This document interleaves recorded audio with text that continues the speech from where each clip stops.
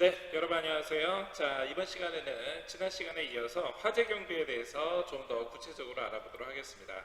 여러분들이 지난 시간에 화재가 어떤 상태로 해서 발전을 하게 되고 이 발화를 해가지고서는 이 확산이 되게 되고, 그리고 또 그 과정에서 어떻게 감지를 하고, 그리고 또 감지된 거를 어떤 유형으로 구분을 해가지고 진화를 하는 거에 대해서 간략하게 살펴봤는데요. 그거에 이어서 구체적으로 한번 같이 살펴보시겠습니다. 자, 우리가 전 시간에 살펴봤었던, 기억나시죠? 모두 5개의 화재 유형이 있습니다. A형 일반 화재, 그리고 B형 유류 화재, 그리고 C형 전기 화재, D형 금속 화재, 마지막 E형 해가지고 가스 화재, 이렇게 총 그 5개의 화재 구분이 있습니다.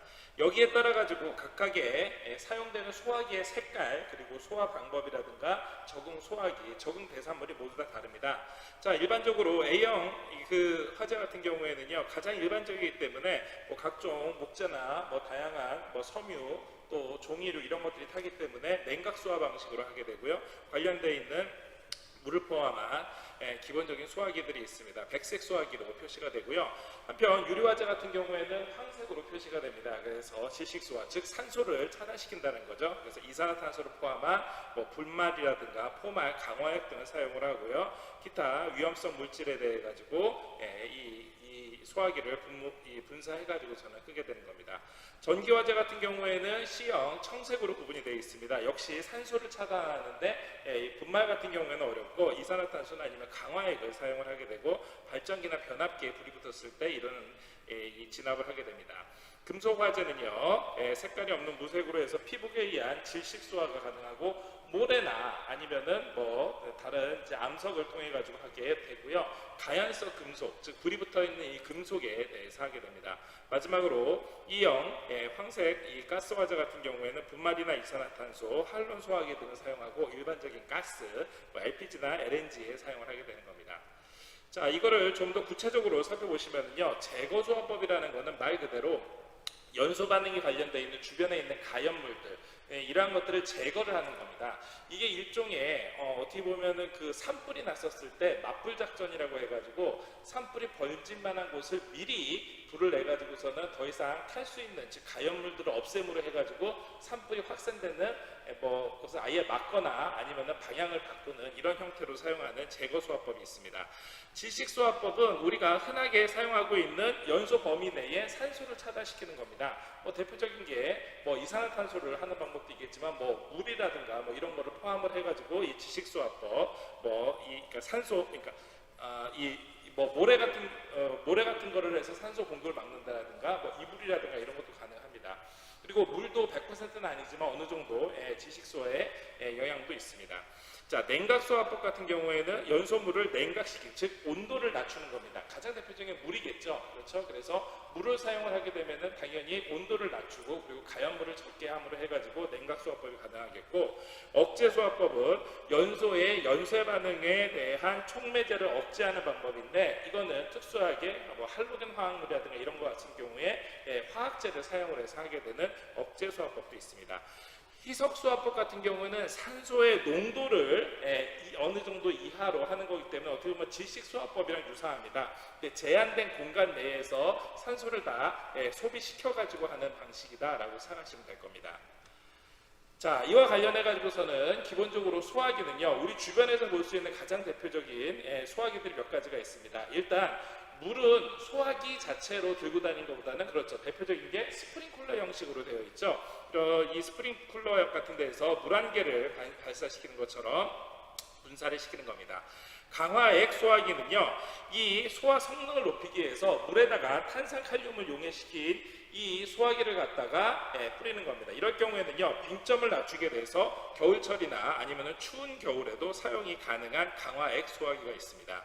포말 소화기는 우리 주변에서 가장 흔하게 사용하는 겁니다. 그래서 기포가 가연물을 감싸서 산소를 공급시키는 건데, 우리 주변에서 쓰고 있는 분말 소화기 말고 포말 소화기라고 해서 이게 질식시키는, 그러니까 질식 소화를 시키는 이러한 방법으로 하고, 물이 효과적이지 않을 때, 또 내지는 이 화재가 확대할 우려가 있을 때, 이럴 때 많이 사용을 하고요. 대규모 화재나 옥외 화재에서도 사용을 하고 있습니다.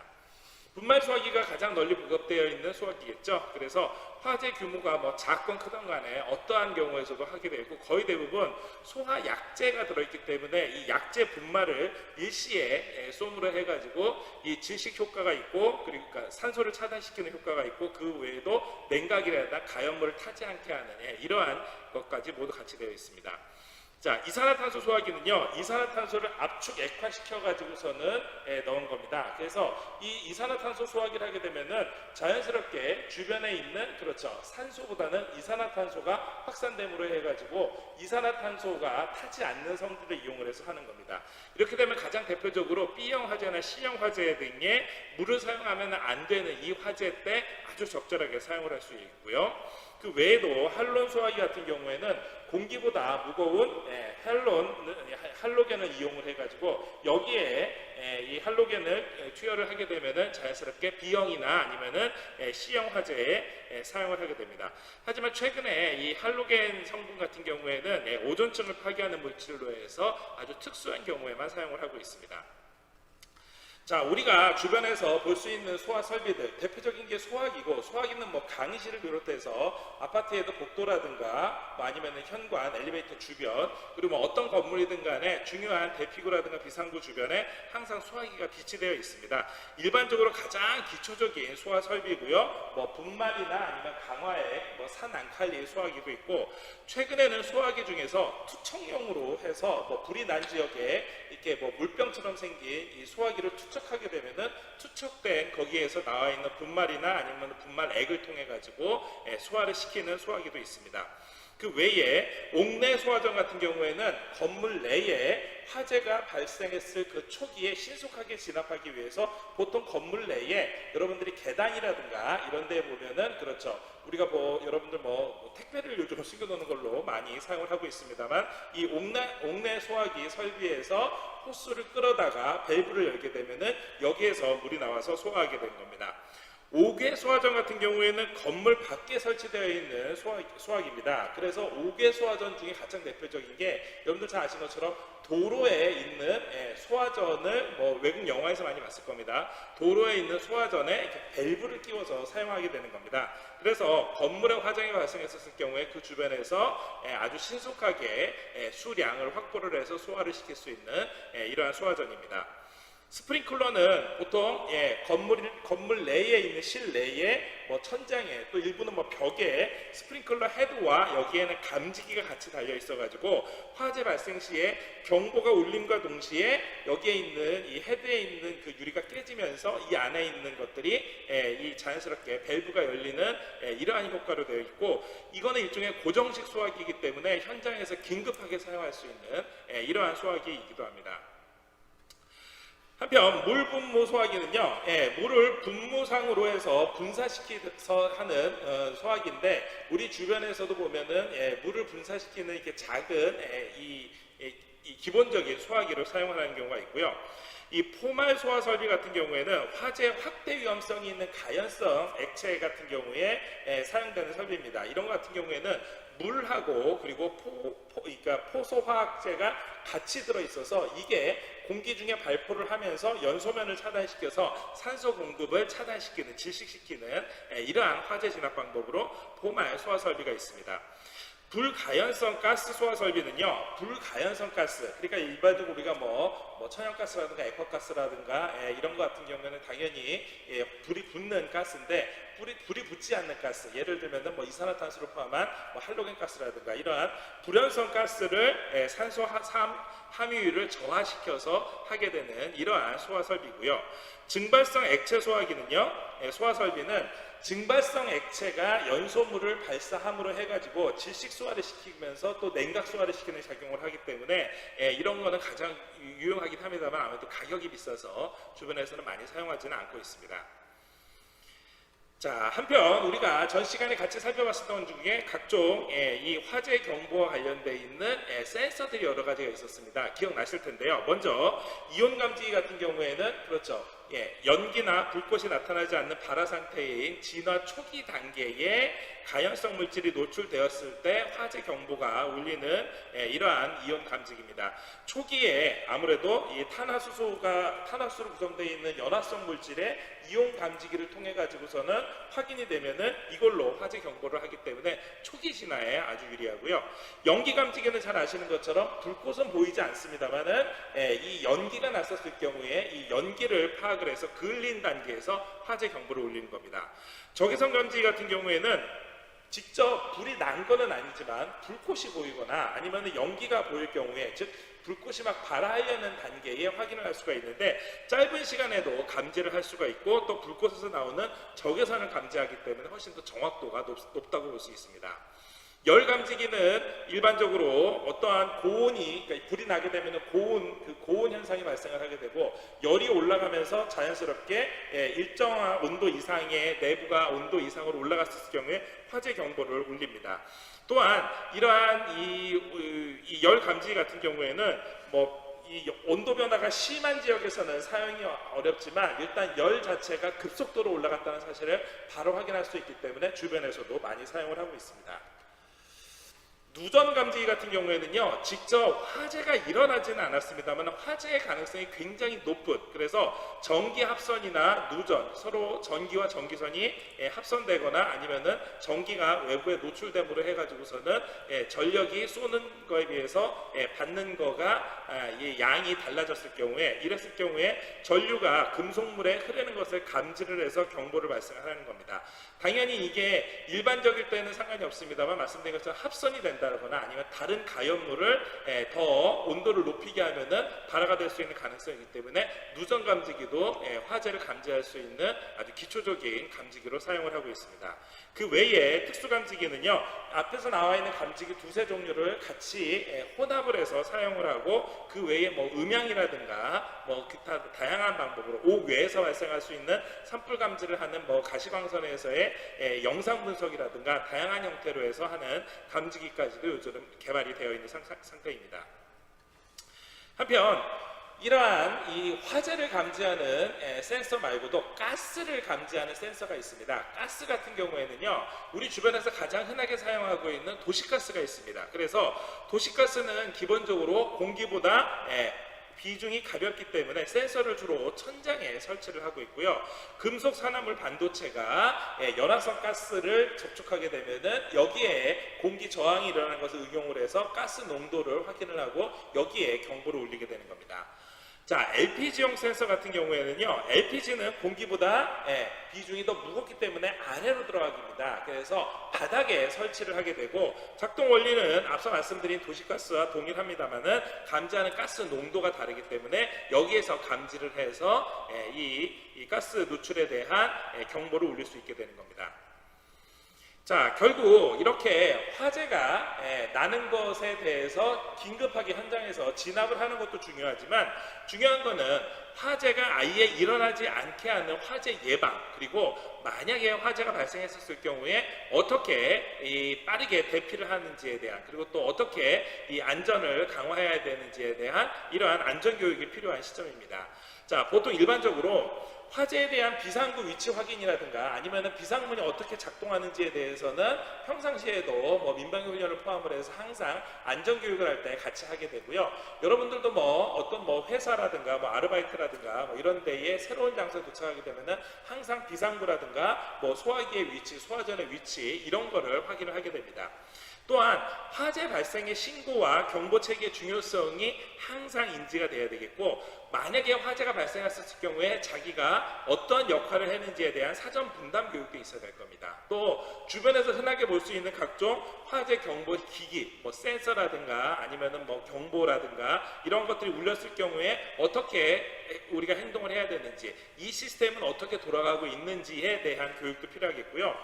그럴 일 없지만 만약에 화재가 일어났을 때를 가정을 해가지고 내가 여기에 정말로 침착하고 여러분들이 그동안 평소에 배웠었던 대로 할 수 있는지에 대한 정서적인 안정성 그리고 냉정함을 유지할 수 있는지에 대한 교육 이런 게 필요할 겁니다. 그렇게 해야지만 화재가 발생했을 때 우리가 보통 흔하게 하는 게 평상시에 하던 습관대로 그래서 뭐 엘리베이터를 사용한다라든가 아니면은 뭐 가스가 누출됐다고 했었을 경우에 빨리 환풍기를 튼다라든가 평상시에 그 습관되어 있는 것처럼 활동을 했다가는 그렇죠. 더 큰 화재나 더 큰 피해가 발생을 할 수가 있기 때문에 화재 발생했을 경우에는 엘리베이터를 사용하지도 않고 또 당연히 엘리베이터를 작동 중단시키는 이런 교육 같은 것도 필요하고 혹시 만약에 직접 여러분들이 현장에서 작은 화재 같은 경우에는 화재를 여러분들이 혹시 진압을 할 수 있다면은 진압할 수 있는 진압 장비를 어떻게 사용하는지 가장 대표적인 게 뭘까요? 그렇죠. 소화기겠죠. 그래서 소화기의 간단한 사용법이라든가 소화전이 어떠한 원리로 운영이 되는지에 대해서 필요할 겁니다. 그리고 연기나 불로 통로가 막힌 경우에 또 연기가 이 방 안내에 가득하게 자욱했을 경우에 어떻게 대피를 해야 되는지에 대한 교육까지도 화재 예방과 안전 교육에 필요할 거라고 생각을 합니다. 특히 여러분들이 직접 이 경비 책임자가 돼서 직원들을 대상으로 해서 화재 대응과 관련돼서 활동을 한다 그러면은 이러한 안전교육 외에도 다양하게 신경 쓸 것들이 몇 가지가 있습니다. 먼저 첫 번째, 기본적으로는 화재 예방의 중요성에 대해서 반드시 인식을 하고 여기에 따른 대피 훈련이라든가 신고에 대한 교육이 가장 중점적으로 이루어질 겁니다. 혹시 이 각각의 뭐 시설의 규모에 따라 다르긴 하겠지만 여러분들이 근무하고 있는 이 시설에 자체 소방단을 만약에 설치할 수 있다 하면은 시설 내에 유류라든가 아니면은 폭발성 물질이 있었을 경우에 자체 소방단의 체계가 반드시 필요할 거라고 생각이 됩니다. 일단 화재가 발생했었을 경우에 화재에 대한 초기 진압이라든가 아니면은 출동한 소방관에 대해서 어떻게 중요한 통로를 확보해주고 주변에 있는 소화전이라든가 아니면 소화기의 위치, 사람들의 비상 통로 방향이라든가 이런 것들을 확인해 줄 수 있는 그래서 그 건물 내에 어디에 사람이 있는지에 대한 이러한 지원 업무라든가 교육을 담당을 해야 될 거고요. 자체 소방단이 주로 경비원들 대상으로 해가지고 구성이 되어 있다라고 하면은 평소에 항상 관리를 하던 시설이지 않습니까? 그렇기 때문에 화재 진압에 있어서 보조적인 조치뿐만이 아니라 각종 기계 작동이라든가 이런 것도 원활하게 예를 들어서 문을 개방한다라든가 창문이 자동화되어 있다면 창문을 개방시킨다라든가 사람이 탈출할 수 있게 해서 옥상을 자동 원거리에서도 개방할 수 있다라든가 뭐 조명 시설을 보조조명을 켜준다라든가 다양한 것들이 여러분들이 기계장치 조작 같은 게 가능하기 때문에 자체 소방단을 구성하면서 자연스럽게 이러한 성능이라든가 작동법도 숙지를 해야 될 겁니다. 또한 소방 책임자와 소방과 관련되어 있는 보조할 수 있는 부책임자들 두어서 화재 예방에 대한 책임과 권한 그리고 철저한 관리가 필요하겠고요. 유사시에는 굉장히 속도가 중요하기 때문에 일사불란하게 화재를 진압할 수 있는 지휘 체계라든가 훈련이 반드시 필요할 거라고 생각을 합니다. 한편 자체 소방단이 설치되지 않는다 하더라도 평상시에 대피 훈련 등이 가능할 거라고 생각하는데요.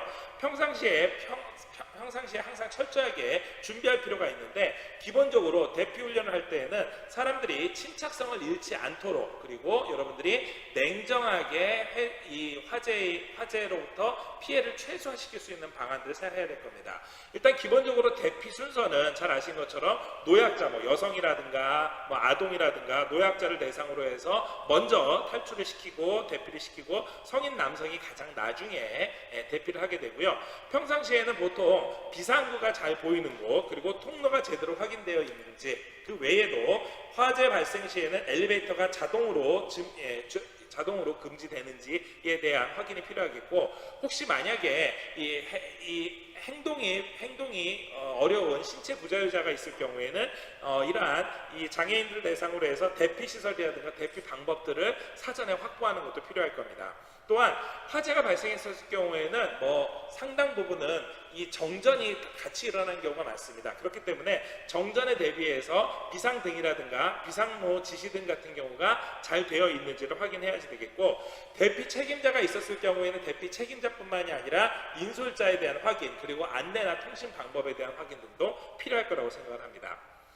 자, 그런데 이 정도만 하더라도 보통 일반적인 시설물, 뭐 대학 강의실을 포함으로 해서 일반적인 시설물인데 우리 주변에는 이러한 일반 시설물 말고도 굉장히 고층 빌딩들도 많이 있습니다. 그래서 우리가 뭐 잘 알고 있는 것처럼 2001년 9.11 테러 사건처럼 그렇게 100층 가까운 그러한 고층 빌딩에서는 아무리 훈련이 돼 있다 하더라도 사실 그 많은 층의 그 수많은 사람들을 한꺼번에 체계적으로 대피시키는 데는 그러한 조직을 인솔하는 데는 사실 굉장히 어려움이 많습니다. 그래서 만약에 고층 빌딩에서 여러분들이 경비 책임자가 돼서 또 이 화재 대피 훈련을 해야 된다 그러면은 기본적으로 이 고층 빌딩은 당연히 이 고층까지 걸어서 올라가는 사람보다 뭐 물론 있을 수 있겠습니다만은 대부분 엘리베이터를 항상 사용을 했었기 때문에 만약에 긴급하게 화재 경보가 울렸을 경우에는 엘리베이터 사용을 절대로 하지 않고 그렇죠, 반드시 비상구로 해야지 되는데 과연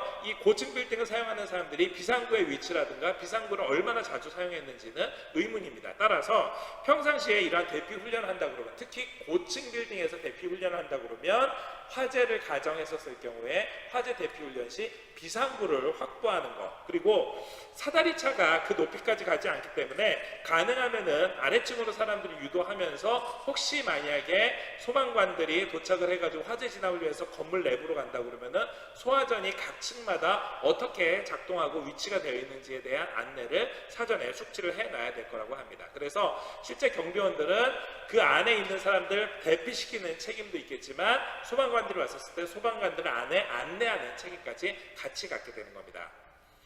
자, 오늘 같이 살펴봤었던 화재에 대한 내용들 전 시간에 이어서 봤기 때문에 여러분들이 아마 충분히 잘 알 수 있는 내용이라고 생각합니다. 그래서 일반 화재서부터 유리화재, 전기화재, 금속화재, 가스화재로 되어 있는 ABCD 유형의 각각의 화재의 성격을 여러분들이 잘 알고 여기에 따른 각각 다른 소화 방법도 알아두셔야 될 겁니다. 이러한 소화 방법에 따라서 과연 재고 소화를 할지 아니면은 지식 소화를 해야 될지 냉각 소화나 억제 소화나 희석식 소화를 해야 될지 대해서 이 소화기도 각각 다르다는 거 알아두셔야 되겠고요. 이러한 소화기의 규모에 맞춰서 실제로 우리 주변에서 있는 소화기를 정말로 사용할 수 있는지 또 새로 나온 소화기는 훨씬 더 어떻게 편리하게 사용할 수 있는지에 대한 것도 여러분들이 숙지해 주시는 게 좋을 것 같습니다.